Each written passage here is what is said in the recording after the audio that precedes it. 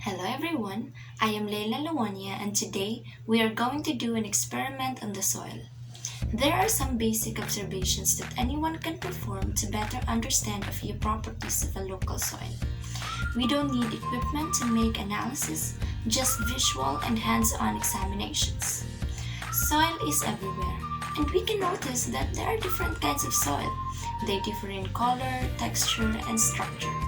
But for today's experiment, we will be determining the types of soil based from its texture. The soil sample that we will be using is in the soil in our farm here in Santo Niño, Manolo Fortich, Bukidnon.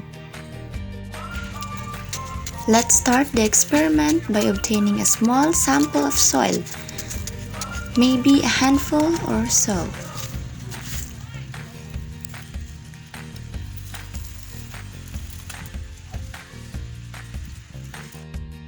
We will wet the soil a bit by sprinkling some water on the soil sample that we have.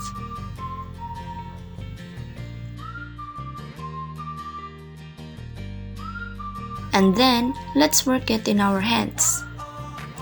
First step in determination of the soil is to form a ribbon of soil by kneading it with our fingers.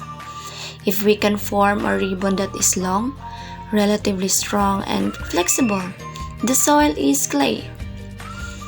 But if we can form a ribbon that is weak and breaks easily, and the soil can be rolled into a coherent ball, that soil is a clay loam. There are also other types of clay loam. If the clay loam looks powdery when dry, the soil is a silty clay loam. But if the clay loam has a gritty feel with visible grains, it is a sandy clay loam.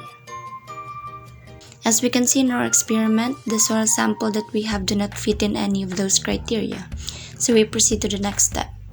The second step in determination of the soil is if you cannot form a ribbon because the soil breaks up easily, there are two categories. First is if the damp soil breaks up easily but is gritty yet still sticky enough to make a ball. That soil is a loam.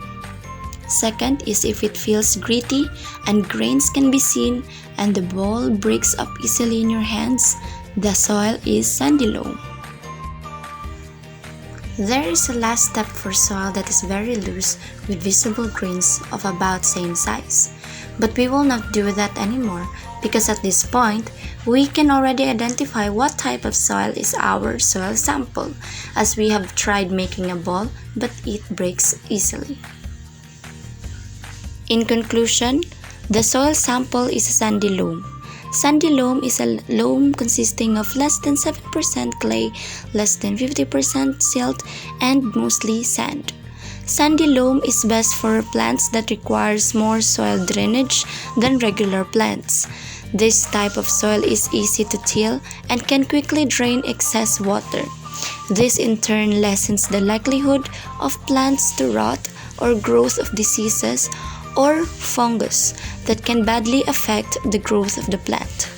Sandy loam soils are reddish brown in color, granular, and it is less acidic and more alkaline like our soil sample.